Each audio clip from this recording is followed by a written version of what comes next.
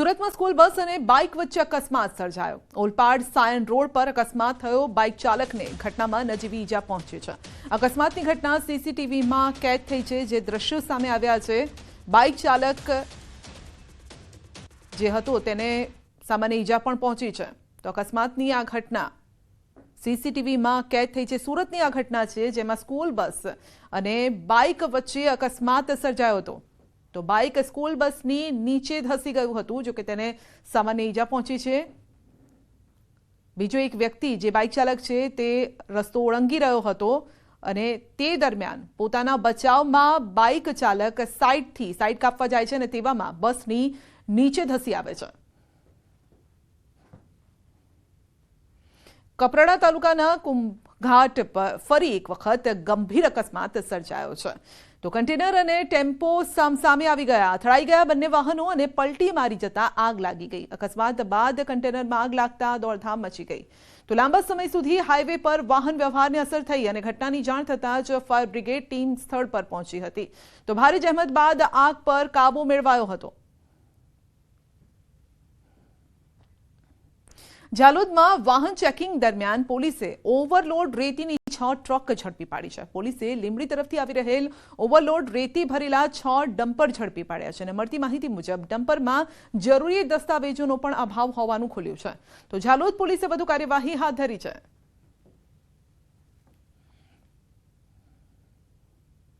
સોમનાથ નજીકથી દીપડો પાંજરે પુરાયો છે। સોમનાથ નજીક વેણેશ્વર ગૌલોક ધામ સહિતના વિસ્તારમાં ભય ફેલાવતો હતો આ દીપડો, જે આખરે પાંજરે પુરાયો।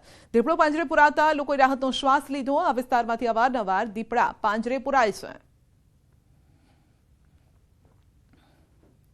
વાઘોડિયાના વ્યારા કોઝવે પર ફરી મગર લટાર મારતો હોય તેવું દેખાઈ રહ્યું છે। મોડી રાત્રે કારમાં પરત ફરતા દંપતીએ વોકિંગ પર નીકળેલા મહાકાય મગરને કેમેરામાં કેદ કર્યો। નોંધનીય છે કે દેવ નદીમાં અસંખ્ય મગરો વસવાટ કરે છે, ત્યારે નદી કાંઠે કામ અર્થે જતા લોકો વિડીયો વાયરલ થતા સાવધાન થઈ ગયા છે।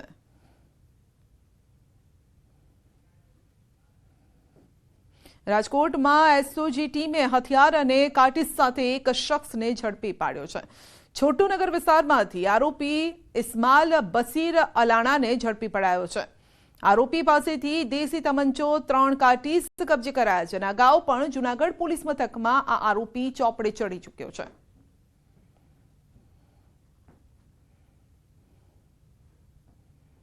નેશનલ હેલ્થ મિશનના કર્મચારીઓ આજે એક દિવસની માસ સીએલ પર ઉતર્યા છે। રાજ્યભરના 10,000થી વધુ કર્મચારીઓ અલગ અલગ માંગણીઓને લઈને વિરોધ નોંધાવી રહ્યા છે। ગાંધીનગર સત્યાગ્રહ છાવણી ખાતે પ્લેકાર્ડ, બેનર અને સૂત્રોચ્ચાર સાથે કર્મચારીઓએ વિરોધ કર્યો। નિરાકરણ ન આવે તો અવારનવાર આવનારા સમયમાં 24 માર્ચથી અચોક્કસ મુદતની હડતાલની ચીમકી આપી છે।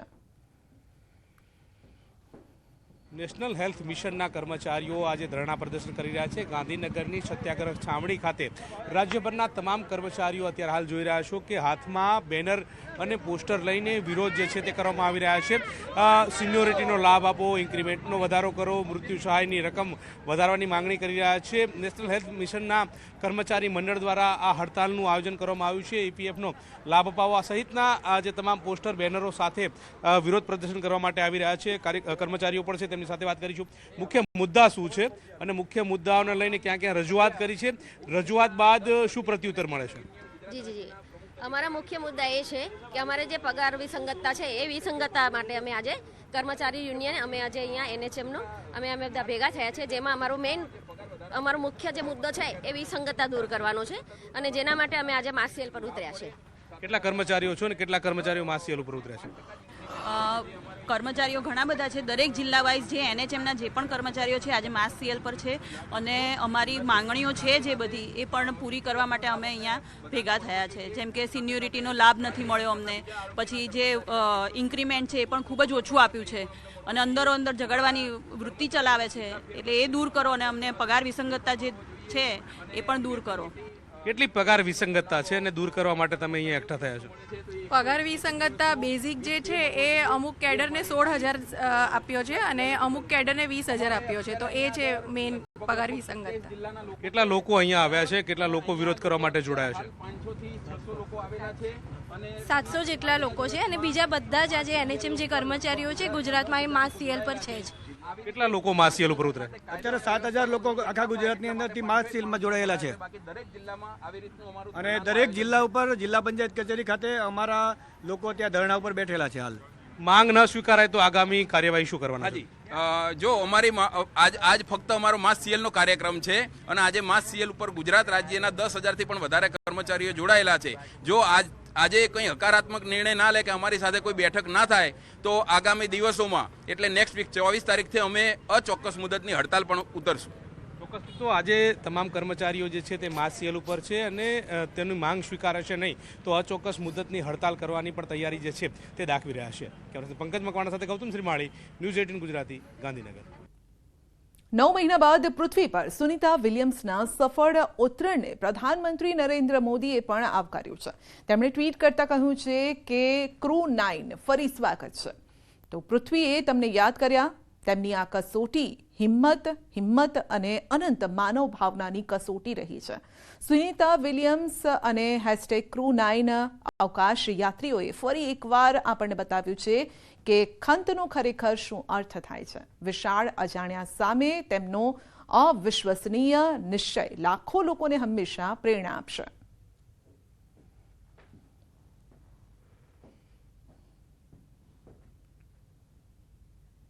ગૃહ રાજ્યમંત્રી હર્ષ સંઘવીએ પણ ખુશી વ્યક્ત કરતા કહ્યું કે મહેસાણાની દીકરી સુનિતાએ નવો વિક્રમ સ્થાપ્યો છે. સુનિતાની સફળતાથી અનેકને પ્રેરણા મળશે. સુનિતા વિલિયમ્સે એક નવો રેકોર્ડ સ્થાપિત કર્યો છે. 9 મહિના સુધી સ્પેસનો અનુભવ અને ખાસ કરીને આજે ફરી જ્યારે એમનું લેન્ડિંગ થયું તો એ પલ, એ વિઝ્યુઅલ અને એ દ્રશ્યો દેશ નહીં પરંતુ દુનિયાની અનેક દીકરીઓ માટે પ્રેરણારૂપ સાબિત થશે. તો શિક્ષણ રાજ્યમંત્રી પ્રફુલ્લ પાનસેરિયાએ કહ્યું છે કે સુનિતા વિલિયમ્સે વિશ્વને નારી શક્તિનો પરિચય કરાવ્યો. ભારતની લાડકી દીકરીએ મેળવી છે મોટી સફળતા. વિશ્વભરના લોકોએ સુનિતામાં કરેલી જે પ્રાર્થના હતી તે આખરે ફળી છે. આ એક નારી શક્તિ, મહિલા શક્તિ પણ કેટલું મોટું કામગીરી કરી શકે. વિશ્વની અંદર પૂરું બ્રહ્માંડ જાણવાની જે જિજ્ઞાસા છે આ પ્રવૃત્તિને વેગ આપ્યો છે. તો સફળ તરીકે તેનું લેન્ડિંગ થયું અને ધરતી પર આજે એ ખુશી રીતે એમના પરિવારને મળી શકશે, જોઈ શકશે, એનો સૌને આનંદ છે. તો વિધાનસભા અધ્યક્ષ શંકર ચૌધરીએ સુનિતા વિલિયમ્સની સિદ્ધિને બિરદાવી સાથે શુભકામના પાઠવી. પૂરી દુનિયાની અંદર ખુશી છે. ભારતની ભૂમિની દીકરી, આ ગુજરાતની ધરતીનું સંતાન, ગુજરાતની બેટી આ સિદ્ધિ પ્રાપ્ત કરતી હોય તો એના ઉપર એક ગુજરાતીને સ્વાભાવિક રીતે ગૌરવ હોય. હું પણ હૃદયપૂર્વક ખૂબ હર્ષ સાથે ગુજરાતની બેટી માટે શુભકામનાઓ પાઠવું છું. તો સુનિતા વિલિયમ્સ ઉત્તર ગુજરાત અને ગુજરાતની દીકરી ગુજરાતનું વિશ્વમાં નામ રોશન કરી રહી છે. શક્તિશાળી અને લોખંડી મહિલા તરીકે તે હંમેશા યાદ રહેશે. સુનિતા વિલિયમ્સે ઉત્તર ગુજરાત અને ગુજરાતની વિશ્વની અંદર નામના વધારી છે. એક શક્તિશાળી અને લોખંડી મહિલા તરીકે કાયમ માટે એમનું નામ વિશ્વની અંદર, વિશ્વના ઇતિહાસની અંદર અમર રહે છે અને તેઓ સ્વસ્થ રહે અને ભવિષ્યની અંદર પણ આવા સાહસ કરી અને વિશ્વની અંદર ગુજરાત અને ઉત્તર ગુજરાતનું નામ વધારે એવી શુભેચ્છાઓ. મહેસાણાના ઝુલાસણમાં સુનિતા વિલિયમ્સના પરિવારનું વર્ષો જૂનું મકાન આવેલું છે. સુનિતા વિલિયમ્સના પરિવારની અનેક યાદો આ મકાન સાથે જોડાયેલી છે. ન્યૂઝ 18 ગુજરાતીની ટીમે આ જગ્યાએ પહોંચી પાડોશીઓ સાથે વાતચીત કરી. પાડોશીઓએ પણ ખુશી વ્યક્ત કરી અને ફરી સુનિતા વિલિયમ્સ ઝુલાસણ આવશે તો ભવ્યાતિ ભવ્ય સ્વાગત કરાશે તેવી ભાવના વ્યક્ત કરી. મારા દાદાના ફ્રેન્ડની છોડી થાય, બરાબર છે, એટલે અમને પણ હરખ થાય. અમારા પડોશી એમના ભાણિયા પણ અમારી સાથે રહેતા હતા, એટલે એમની ભોલાનાથની દીકરીઓના ભાણિયા અહીંયા રહેતા હતા. બધા અમે સાથે રમતા હતા. એ જ્યારે આવ્યા હતા ત્યારે ઊંટ ઉપર સવારી કરી હતી. અહીંયા સામે ઊંટ ઉપર બેસાડી, ઊંટ સજાયું હતું ઉપર પેલા ઘોડાની જેમ ઘોડો સજાયો હોય એવી રીતે, અને એના ઉપર બેસાડ્યા હતા એ બે ભાઈ બહેનને એમને બધાને. અને આખા ગામમાંથી ભાગોરી વડ છે, ભાગોરથી પાછા અહીંયા ગામમાં આવ્યા હતા. ઇન્ટરનેશનલ સ્પેસ સ્ટેશનમાં સૌથી વધારે સમય વિતાવી અને અંતરિક્ષ યાત્રી સુનિતા વિલિયમ્સે ઇતિહાસ રચી દીધો છે. અને હવે અંતરિક્ષ યાત્રી સુનિતા વિલિયમ્સ જે છે તે હેમખેમ પૃથ્વી પર પરત ફરી ચૂક્યા છે. ત્યારે મહેસાણાનું આ જુલાસણ ગામ છે કે ત્યાં પણ ખુશીનો માહોલ છે. અને હું એ દ્રશ્ય આપને બતાવવાનો પ્રયાસ કરીશ કે આ સુનિતા વિલિયમ્સનું ગામ છે. અને સુનિતા વિલિયમ્સનું આ જે આપ જે જોઈ શકો છો કે આ તેમનું આ મકાન છે, તેમના દાદાનું આ મકાન છે. અહીંયા એમના દાદા અને તેમના પરિવારજનો જે છે તે રહેતા હતા. ઘણી એવી યાદો જે છે સુનિતા વિલિયમ્સની અને તેમના પરિવારજનોની આ મકાન સાથે જોડાયેલી છે. અને અનેકવાર જ્યારે પણ સુનિતા વિલિયમ્સ જ્યારે ભારત આવ્યા છે ત્યારે ગુજરાતના આ જુલાસણ ગામમાં તેઓ મુલાકાત લઈ ચૂક્યા છે. સુનિતા વિલિયમ્સ જે છે તેઓ પૃથ્વી પર પરત ફર્યા અને દુનિયાભરમાં ઉજવણીનો માહોલ છે. તેમના ગામ જુલાસણમાં પણ એ જ પ્રકારનો ઉજવણીનો માહોલ છે. અને ગામ લોકો હવે ઈચ્છી રહ્યા છે કે જ્યારે તેઓ ગુજરાત આવે ત્યારે ફરી એકવાર તેઓ જે છે તે જુલાસણ આવે, જેથી કરીને તેમનું ભવ્યથી ભવ્ય સ્વાગત થઈ શકે. કેમેરામેન ખેંગા રાઠોડ સાથે સંજય ટાંક, ન્યૂઝ 18 ગુજરાતી, જુલાસણ. તો સુનિતા વિલિયમ્સ પૃથ્વી પર સહી સલામત પરત ફરતા સુરતના વિદ્યાર્થીઓ ઉત્સાહમાં આવ્યા. સુનિતા વિલિયમ્સ અંતરિક્ષમાં ફસાયા હતા ત્યારે અડાજણની વિદ્યાકુંજ સ્કૂલના વિદ્યાર્થીઓએ ભગવાન ગજાનનની પૂજા અર્ચના કરી હતી. નાના ભૂલકાઓએ પોતાના હાથે જ માટીના ગણપતિની 350થી વધુ મૂર્તિઓ બનાવી હતી અને પ્રાર્થના કબૂલ થતા વિદ્યાર્થીઓએ ખુશી વ્યક્ત કરી છે. ભગવાનનો પણ આભાર માન્યો.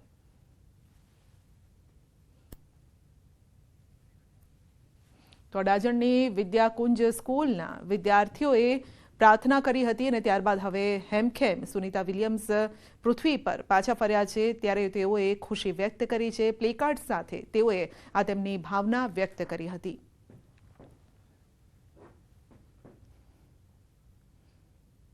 ભાજપના જ ધારાસભ્ય કુમાર કાનાણીનો લેટર બોમ્બ. કોપીરાઇટના ગુનામાં સરથાણા પોલીસે તોડ કર્યો છે.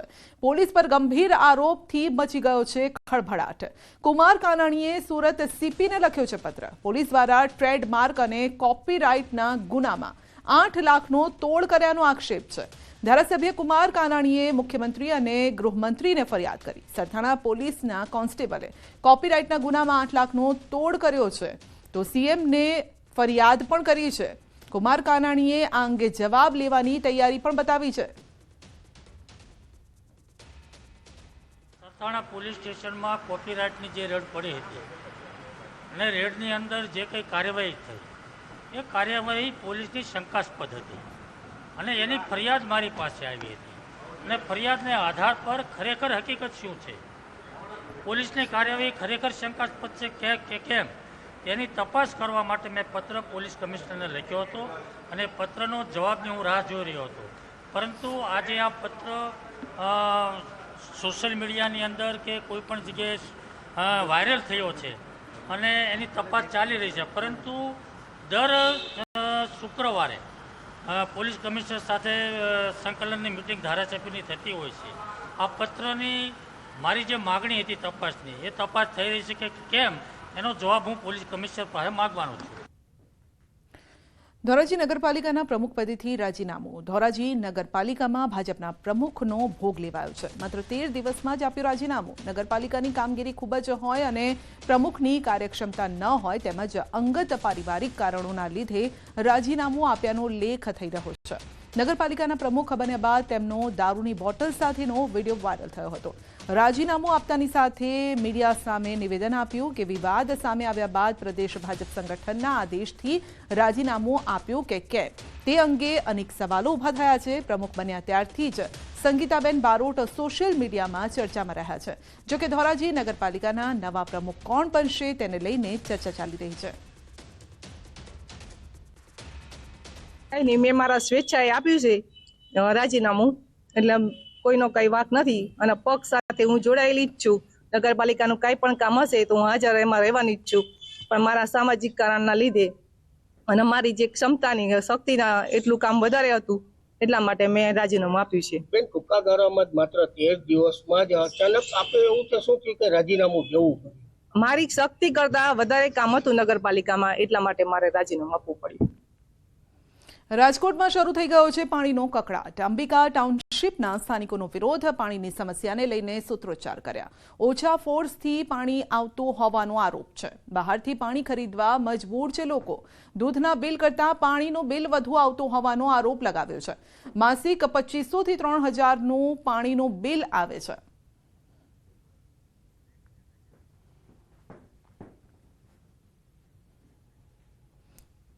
બુલેટિનમાં આગળ વધીશું નાનકડા બ્રેક બાદ.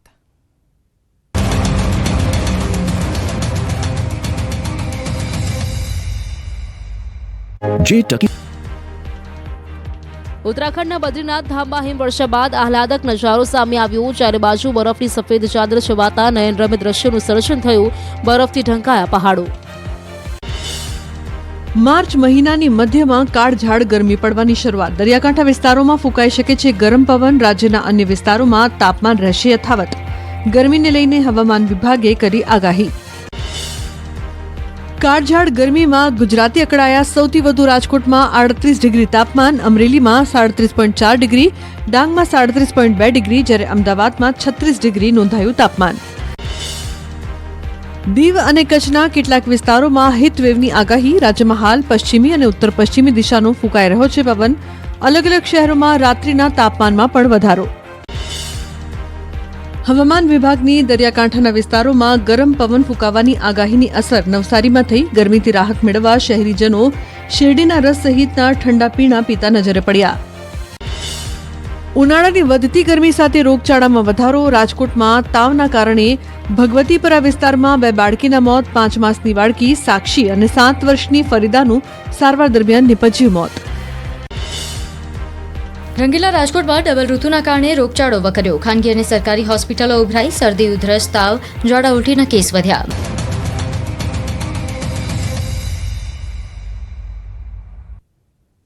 રાજકોટમાં ફૂડ વિભાગનું ચેકિંગ. શહેરના માયાણી ચોક અંજીક પટેલ ડાઇનિંગ હોલમાં ચેકિંગ હાથ ધરાયું. ચેકિંગ સમયે વાસી શાકભાજીનો 3 કિલો જથ્થો મળી આવ્યો. પટેલ ફાસ્ટ ફૂડ પેઢીમાં વાસી ચટણી, એક્સપાયરી સોસ, મેયોનીઝ, આ સાથે જ બ્રેડ પાઉં સહિતનો કુલ 8 કિલો અખાદ્ય જથ્થો મળી આવ્યો છે. ફૂડ વિભાગે ચેકિંગ દરમિયાન અલગ અલગ 12 સ્થળોએથી પનીરના નમૂના પણ લીધા છે.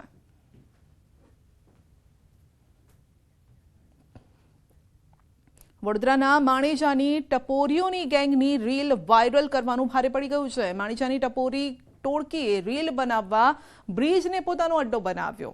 તો આ સાથે જ ઇન્સ્ટા આઈડી પર તેઓએ પોસ્ટ પણ મૂકી હતી અને ઇન્સ્ટા રીલમાં અશ્લીલ શબ્દોનો પ્રયોગ પણ કર્યો. રીલ વાયરલ થતાં પોલીસ હરકતમાં આવી ગઈ. રીલ થકી માણેજા વિસ્તારમાં ભય ફેલાવવાનો પ્રયાસ કરનાર ટપોરી ગેંગની અટકાયત કરી સરભરા કરાઈ. તો પોલીસે કાયદાનું ભાન કરાવતા ટોળકી 2 હાથ જોડીને માફી માંગતી નજરે પડી છે.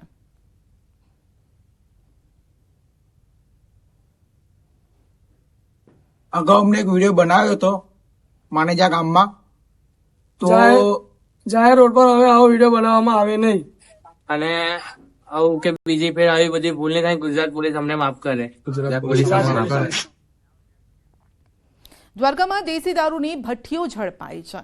ભાણવડના બરડા ડુંગરમાં ઝડપાઈ છે ભઠ્ઠી. 5000 લીટર દેશી દારૂનો કાચો માલ જપ્ત કરાયો છે. તો પોલીસે 1,25,000નો મુદ્દામાલ ઝડપી પાડ્યો છે અને પોલીસે દરોડા પાડતા 2 આરોપી પણ ફરાર થઈ ગયા છે.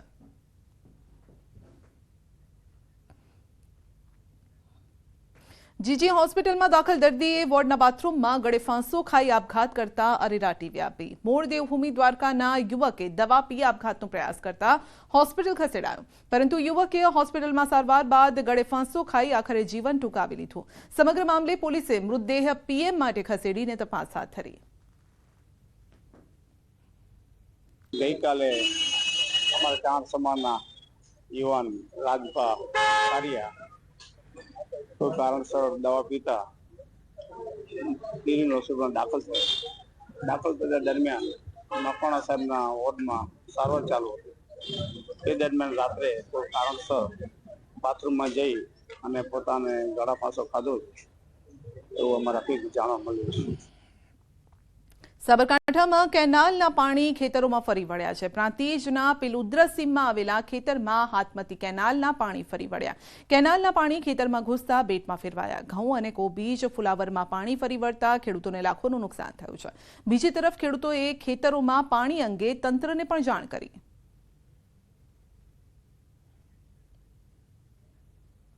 કાંકરેજના કુવારવા ખાતે અડધી રાત્રે ઘરમાં ચેકિંગ કરતા પરિવારમાં ભયનો માહોલ સર્જાયો. ગૃહ ઉદ્યોગમાં કામ કરતી મહિલાના ઘરે UGVCL અને પોલીસ રાત્રે અચાનક 12 વાગે ચેકિંગ કરવા પહોંચી. કોઈ કારણ દર્શાવ્યા વગર ચેકિંગ કરતા પરિવાર ભયના ઉથાર હેઠળ છે. આ પહેલા પણ પોલીસ દ્વારા મહિલાને હેરાન કર્યાનો આક્ષેપ થયો છે. વારંવારની કનડગતથી મહિલાએ આત્મહત્યાની ચીમકી ઉચ્ચારી છે. અડધી રાતના ડાયરેક્ટ એટલું બોલ્યા કે અમે લાઇટ ચેકિંગ કરવા, તો લાઇટ ચેકિંગ કરવા આવે તો બધાના ઘરે ચેકિંગ કરી શકે. અમે કોઈ એટલા ગુનેગાર તો હતા નહીં, અમે કોઈ આતંકવાદી જેવા ધંધા તો કોઈ કર્યા નતા. જે બળાત્કાર થાય છે ત્યાં કેમ કોઈ લઈ નહીં ફૂટી નીકળતા? હું ગુજરાતની તમામ પોલીસને અને ગુજરાતના જે અધિકારી છે બધા જોડે મને જવાબ જોવે, અને જે મને જવાબ નહીં આલે તો આટલા અમને આની પહેલા પણ હેરાન કરી ચૂક્યા છે. સિહોરી પોલીસ સ્ટેશનના અધિકારીઓ હંમેશા પોલીસવાળા અમને વારંવાર હેરાન કરે છે. હવે અમે કંટાળા છીએ, અને જો અમને ન્યાય નહીં મળે તો હું ખુદ કહું છું કે હું લાઈવ વિડીયો કરીને હું સુસાઇડ કરીશ, અને એના જિમ્મેદાર સિહોરી પોલીસ સ્ટેશનના બધા અધિકારી રહેશે. સોમનાથ ખાતે યોજાયેલા ત્રિદિવસીય બીચ ફેસ્ટિવલનું આયોજન કરાયું, જેમાં ગૃહ રાજ્યમંત્રી હર્ષ સંઘવી ઉપસ્થિત રહ્યા. બીચ ફેસ્ટિવલનો પ્રારંભ થયો.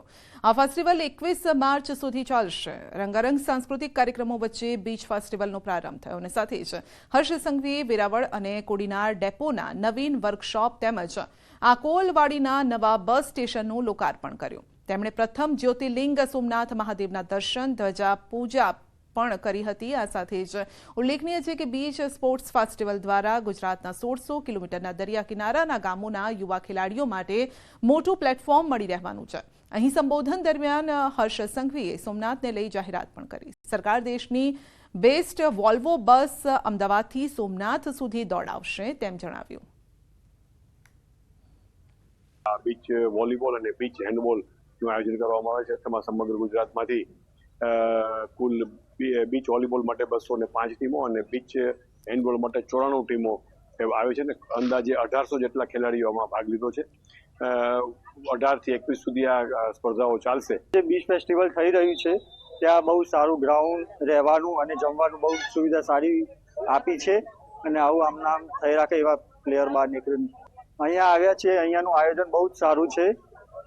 અહીંયા જે બીચનું ગ્રાઉન્ડ છે, લાઇટિંગ, રહેવા માટે હોટલનું જે સુવિધા આપી છે ગુજરાત સરકારે બહુ જ પ્લેયર માટે રહેવામાં, ખાવા માટેની જે સુવિધા આપી, બહુ જ સારી સુવિધા આપી છે. એક પછી એક પ્રકલ્પો આદરણીય પ્રધાનમંત્રી શ્રી નરેન્દ્રભાઈ મોદીના માર્ગદર્શનમાં સોમનાથ ખાતે કામગીરી ચાલી રહી છે. સ્વચ્છતાની જે કામગીરી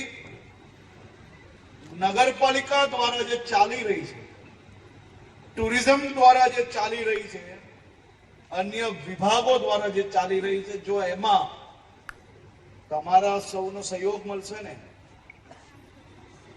તો લાખો ભક્તો અહીંયા રહેતા હશે ને એનાથી વધારે લોકો એક રાત રોકાણ આપણા સોમનાથમાં કરશે.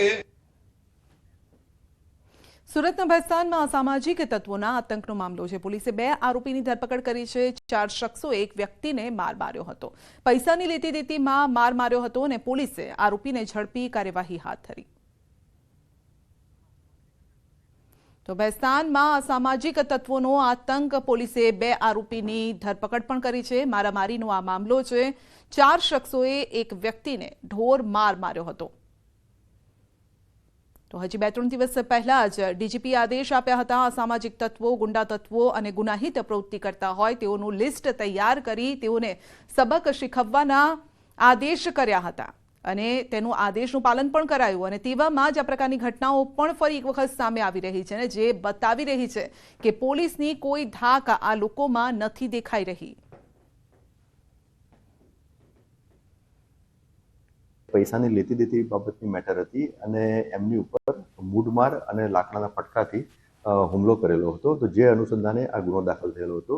આ 4 આરોપીઓ પૈકી 2 આરોપીઓ એટલે કે મહેશ્વર ઉર્ફે મહેશ રવિન્દ્ર જૈના અને બિપિન શંકરભાઈ સેનાવા, આ બંને આરોપીઓ તપાસ દરમિયાન મળી આવેલ છે. તો રાજ્ય પોલીસ વડાના 100 કલાકમાં કાર્યવાહીના અલ્ટિમેટમ બાદ સુરેન્દ્રનગર ડીઆઈજી પણ એક્શન મોડમાં દેખાયા. ડીઆઈજી ડોક્ટર ગિરીશકુમાર પંડ્યા અને ટીમે છેલ્લા 2 દિવસમાં અંદાજે 1000થી વધુ અસામાજિક તત્વોની યાદી તૈયાર કરી કાર્યવાહી પણ હાથ ધરી. સમગ્ર પોલીસ ટીમ દ્વારા સામાજિક પ્રવૃત્તિઓ કરતા શખ્સોના મકાનો તેમજ આસપાસના સ્થાનિક વિસ્તારમાં કોમ્બિંગ, ફૂટ પેટ્રોલિંગ કરાયું. સુરેન્દ્રનગર જિલ્લામાં લગભગ 1000 જેટલા આરોપીની યાદી શોર્ટ લિસ્ટ કરવામાં આવેલી છે અને હજુ પણ આ યાદી છે એની ચકાસણીની કાર્યવાહી ચાલુ છે. આવતીકાલ સાંજ સુધીમાં આ જે યાદી છે એ ફાઇનલ થઈ જશે. અત્યારે અમે ગઈકાલથી જે યાદી બનાવી છે એ મુજબથી ગઈકાલે રાત્રે 3 પોલીસ સ્ટેશન વિસ્તારમાં કોમ્બિંગ હાથ ધરવામાં આવેલું હતું.